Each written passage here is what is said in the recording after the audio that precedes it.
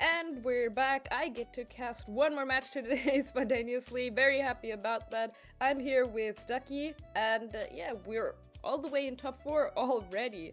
It's been a short day. I feel like all of these matches have been going by very fast. Duckii, how are you doing? You still fit? You still up for these top Yes, four I'm super matches? excited to be spontaneously taking up here the top 4A matchup for our Alpensee tournament. I'm excited that we're casting both top fours. So this is just like any other regional, really. It's really nice. Um, so I'm happy to just be jumping in. I'm happy to cast them with you, especially.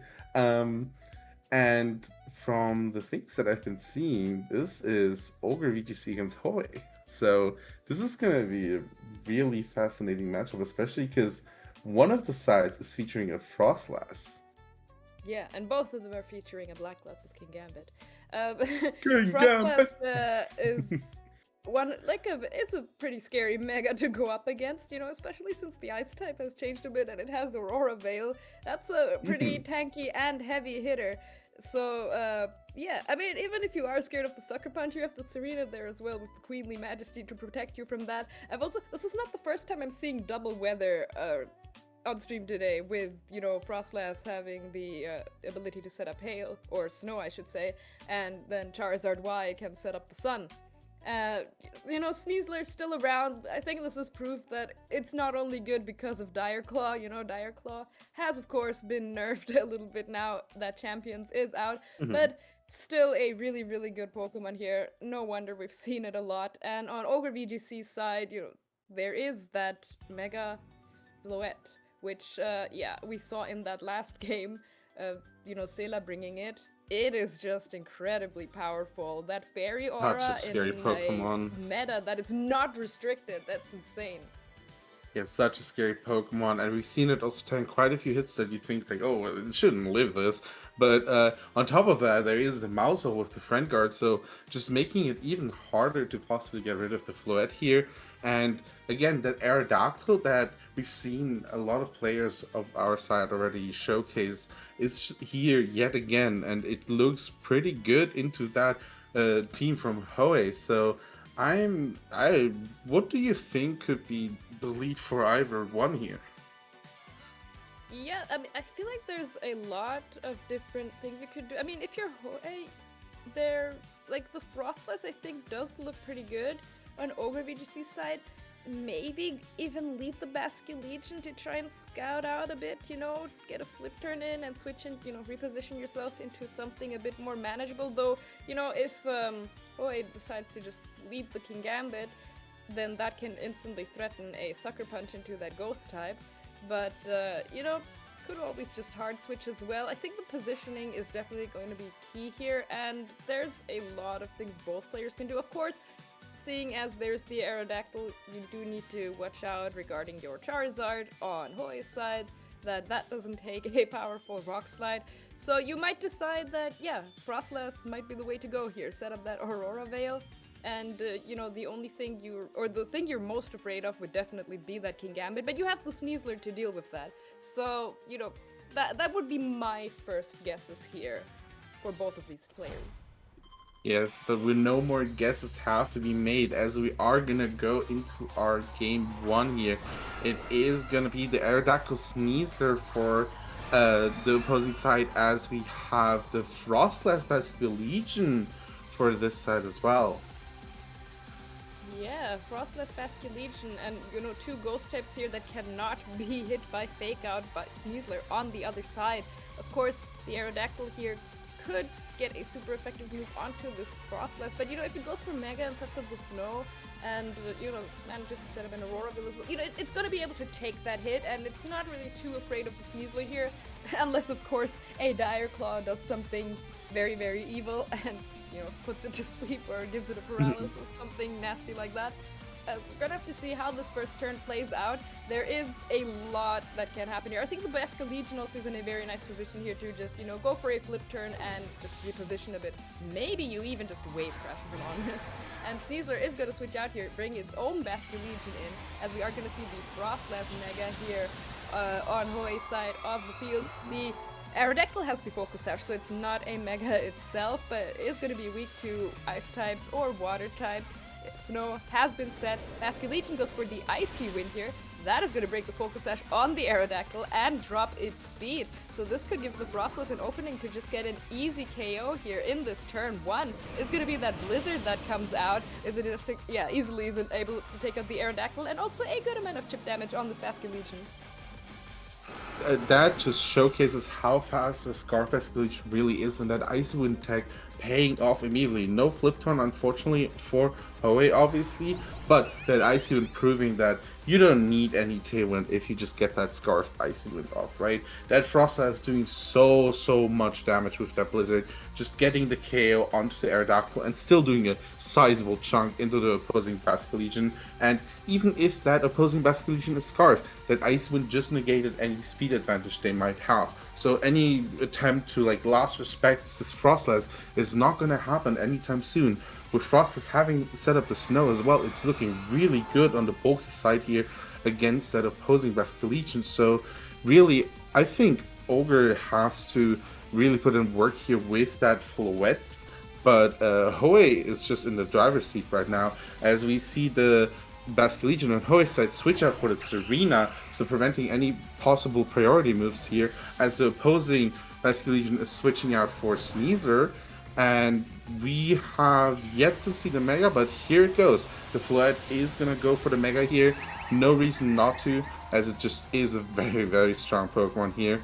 And we will see that, first of all, the Fairy Aura is obviously going to proc, but the Frostless decided to go for the Shadow Ball into the now Sneasler slot, which it is going to tank pretty well, but gonna go be in the yellow, and the Dazzling Gleam from this Floette is just gonna put both of these Pokemon into the yellow. Serena with Citrus Berry, however, is just gonna go back into the green. Yeah, I do agree that Hoej, is in the driver's seat here still. Frostlass still in a pretty nice position, but this Floette can easily help Ogrevgc catch up here quite quickly if, you're not careful in Hoej's position. The Sneasler here also, still in a position to threaten the Serena that came in as well. And, you do have, like, the Pokemon advantage on Hoej's side being one up. But, honestly, it doesn't really have to mean anything. This Floette here being at full HP means that, it can still also take some hits and then dish out some more damage. The Serena here is going to go for a Protect. So we'll be able to, not go down to that Dazzling Gleam. The Dark Claw does go into that slot. Now the Blizzard comes out from the Frostlass, will take out that Sneasler. But the Floette did not even take half damage, but it freezes! That is the beauty of Blizzard, man. It can double target and it can double freeze. And it stays frozen. And it stays frozen. That is a massive freeze there from that Frostlass, and I know Ogre is absolutely not happy to see that. The Basculegion coming in here now. Can it still help Ogre to make a comeback here? Yeah, we are not going to see if it is going to help make a comeback, because Ogre decides to forfeit this match on game 1. This is a top 4 where they are playing for the final spot. And we already have a game 1. What a fast game 1 as well. I think this is like the third turn and we're already forfeiting. So I'm just excited to see how the game 2 is gonna go as well. Yeah, in that position, it was really tough to really make a comeback. Once that freeze happens, which it is only a 10% chance, but once it does happen, the chance that you unthaw in time is quite low. So we're deciding that he does not want to reveal any more information there and just head into this game 2. And I think the Floette wasn't even in that bad of a position. Like, had that freeze not happened, there was still a possibility to make a comeback there. So really, if you're over in that position, you might think to yourself, honestly, yeah, I lost one Pokemon early, but I did get into a position in the late game that was not so bad. But maybe you don't even make that many adjustments in game 2. You just hope that the freeze doesn't happen again. I think the Frostless can be respected just a little bit more, but all in all, I feel like both players played that fairly well. Crucially, you now know that the Basque Legion on Hoej's side is a Jolly Basque Legion. You wouldn't expect it to maybe be Jolly, because if it were Adamant, the Aerodactyl would just normally outspeed it. But with that Jolly, obviously the Basque Legion is allowed to go first, get the Icy Wind off, and that let Hoej just snowball that game one immediately. So now that you have that information, you can adjust your play. Maybe go with that Mousehole Friend Guard setup and just have the Fluid go crazy, as you say. And well, we are going to go into that game too. It is going to be the Basque Legion Sneasler for Ogre's side, and it is the Aerodactyl and Basque Legion for Hoej's side. The Aerodactyl is on the field here, and yeah, generally, I feel like something like Jolly Basque Legion could be something that picks up in usage. I feel like there's just so many fast Pokemon in this current meta that you might just need that in order to outspeed some things. We saw earlier on stream that a Scarf Basque Legion was outspeeded by a Mega Gengar. I believe they speed tie, so or if the Basque Legion is not Jolly. So you have to go Jolly to outspeed a lot of things. And but right now it may very well catch you off guard. The Sneasler here, cannot fake out the Ghost-type Basque Legion, but could go into the Aerodactyl, and so the Aerodactyl is going to go for a Protect here to hopefully prevent that. A Flip Turn comes out into that protecting slot. The Sneasler decided not to go for a Fake Out, is going to have to take this Wave Crash here, as it goes all the way down to its Focus Sash. Does give it an opening to go for a Dire Claw, but it's not really going to do much here against the Basque Legion. It's just going to be a close combat.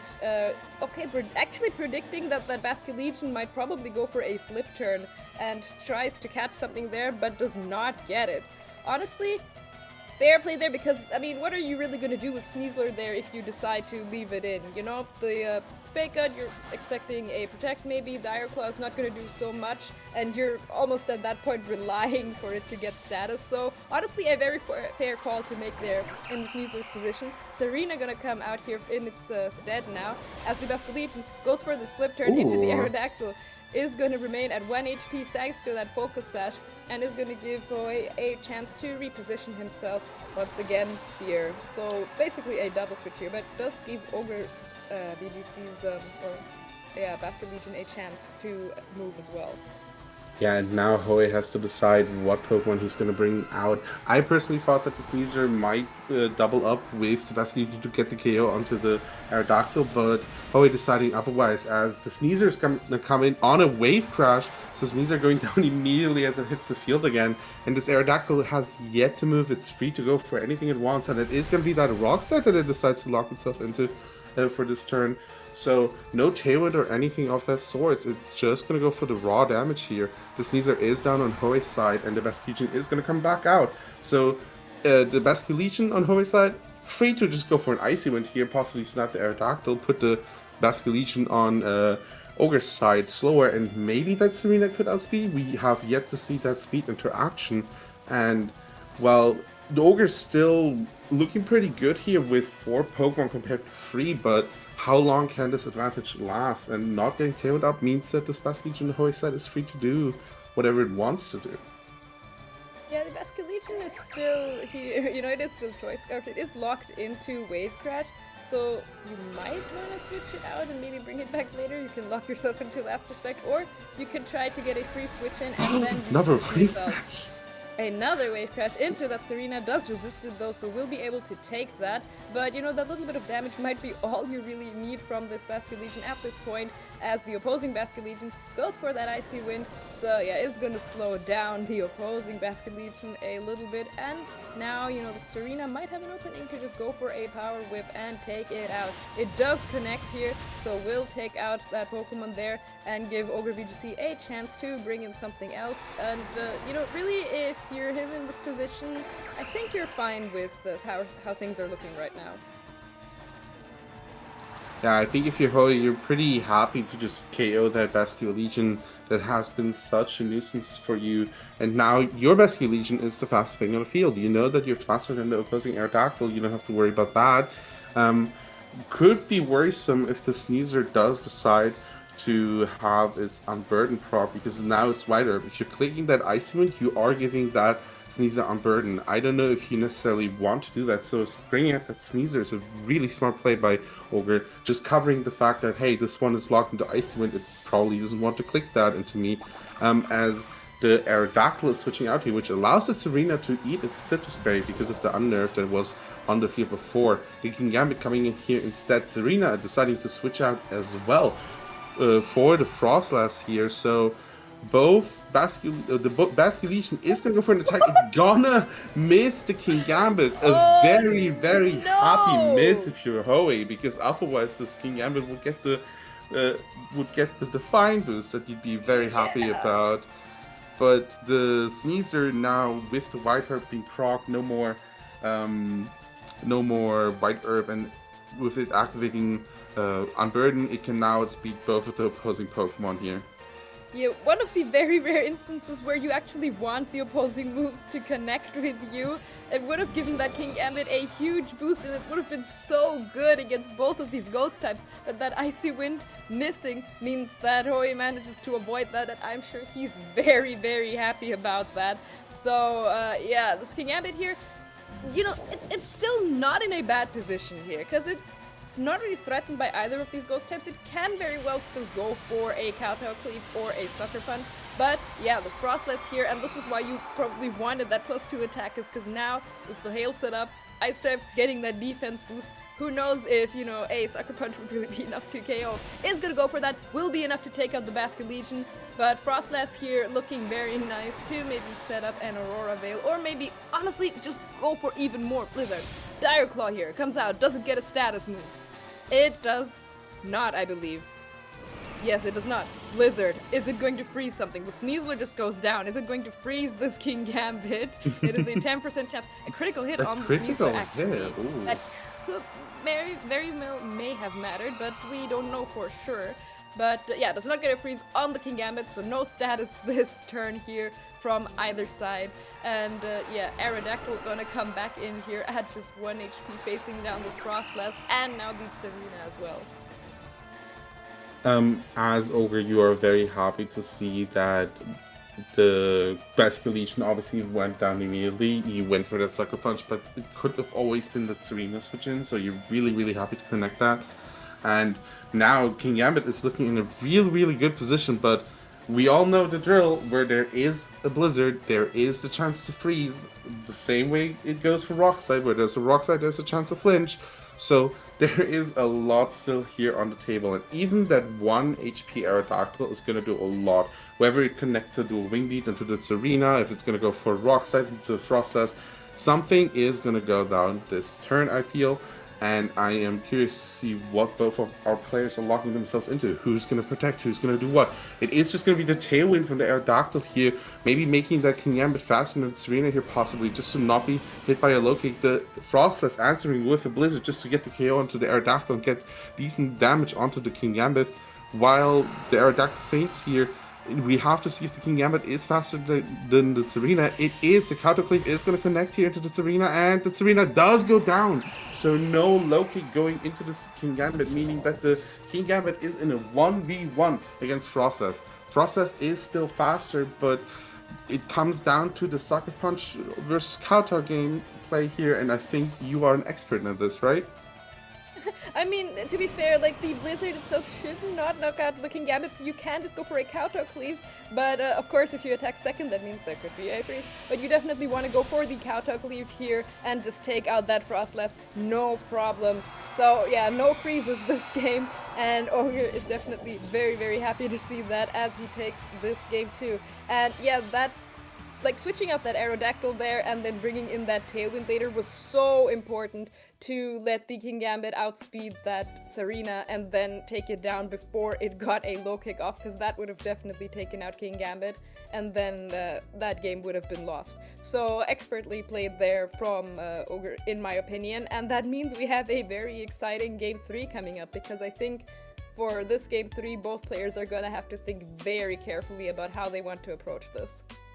And we have seen that this tailwind for Ogre is really, really important. We've seen that the Hoei's Basque Legion is also really good for Hoei. But for example, that Icy Wind, if it did connect into that King Gambit, in hindsight, actually, would have been good for Hoei. Because even though the speed drop procs Define, that Serena might have been faster on even if the King Gambit is under tailwind because of the speed drop. So something where at first we said, oh, that's unfortunate that it missed because you want the attack boost. Now in hindsight, actually a really important miss because you did want that tailwind and that speed advantage against the Serena who has that low kick to beat any King Gambits otherwise. So that it's always fascinating to see how something so minor in the end ended up changing the game a lot. Yeah, that's actually a very fair point, that, you know, you would not have been able to outspeed the Serena then, and that could have made things very dicey. So it's going to be a double ghost lead here in this game 3 on Hoei's side, up against the Basket Legion and the Aerodactyl. Very fair leads on both sides once again. But yeah, things are definitely going to get interesting here. Yeah, I'm curious to see what both of these Basque Legions are going to lock themselves into. Are you going to go for that Icy Wind, but are you going to risk the fact that there is a King Gambit possibly in the back? What is the Basque Legion on Ogre's side going to lock themselves into? Is the Mega immediately coming out, or are we just preserving something and switching out here for the time being? What is the play that both of these players want to prioritize?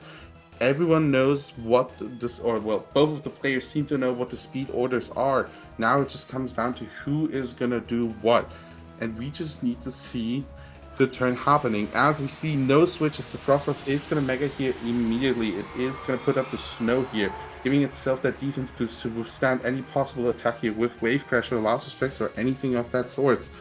Or a double up maybe with Rock Slide, but the Aerodactyl is just gonna opt here for a Protect, as the opposing Basque Legion is going to go for an Icy Wind here, locking itself into that speed dropping move.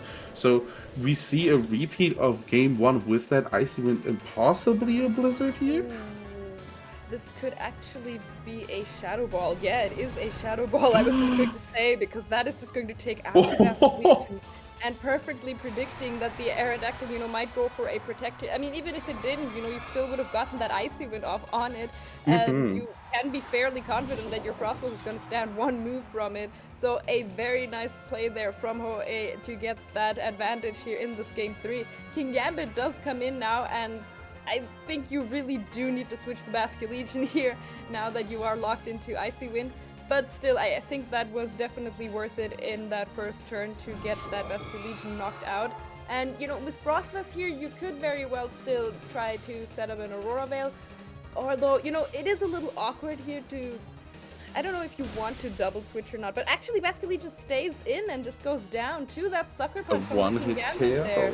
Easy one-hit KO there from the Queen herself, as Aerodactyl sets up the Tailwind here on Ogre's side of the field. Is going to still give this Frostless an opportunity to attack. It is just going to be a Blizzard here, bring the Aerodactyl down to its Focus Sash, and a not a lot, but still important amount of damage on this King Gambit here. I think every bit of damage is very, very important right now. Yeah, and now with that Tailwind advantage, that means that you are just free to have that King Gambit move before the Serena could possibly knock it out. So Hoei here in a difficult position. How are you going to prioritize these attacks? What are you going to go for first? They are going to bring out that Serena here, but Serena is going to be the last one to move. The Frostlass is presumably going to move before the King Gambit, but what are you going to decide to do? Is it going to be the Blizzard with the Protect here, or are you just going to go for the Loki here and just say Serena can tank it, but then you're worried about the Dual Wing possibly here, so Dual Wing beat here, so what could Hoei possibly go for, and what does Ogre want to go for just to get rid of that Frostless as soon as possible? Because the moment this Frostless gets any freezes, it could just be game. It is that Protect from the Serena that we see first.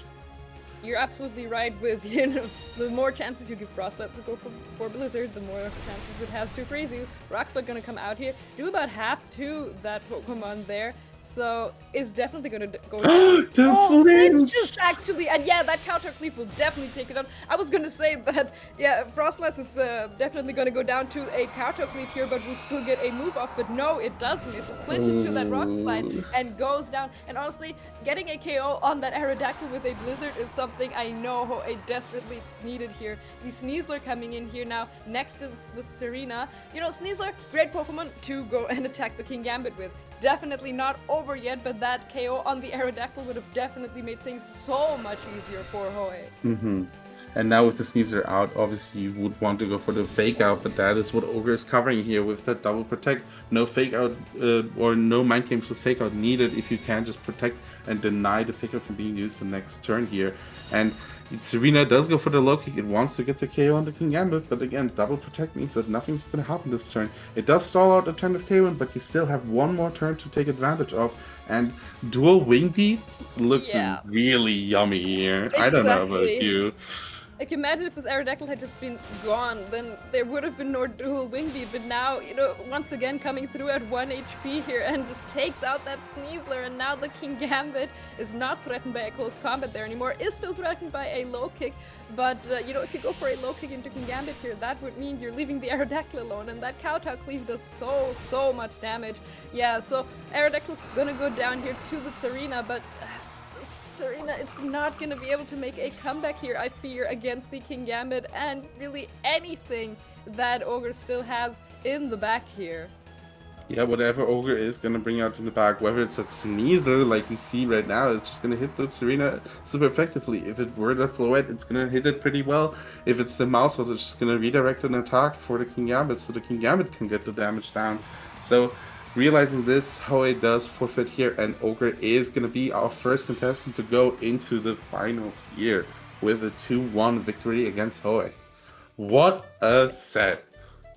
I think that would have, turned out very differently, or I'm not 100% sure, but I think if the flinch doesn't happen and the Aerodactyl just goes down, Sneasler stays on the field, you have two ways to threaten the King Gambit. And then you have a 2v1 versus the opposing Sneasler, basically.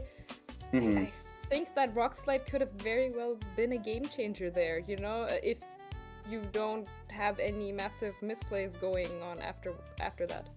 Yeah, the Rock Slide definitely made it a lot closer than, a lot easier for Ogre to close out the game than they maybe had. Maybe the other scenario would have been like if they didn't flinch, the Frostlass would KO the Aerodactyl, but because of that tailwind and that advantage, because Sneasler is so good into the opposing Serena, I'm not sure if Hoej could even get out of that situation necessarily. However, with that, top 4A is concluded, and we are gonna go into a small break before we are gonna go into our top 4B. So, Shonatron, thank you for being here with me and casting this, and we'll be right back. Thanks for having me.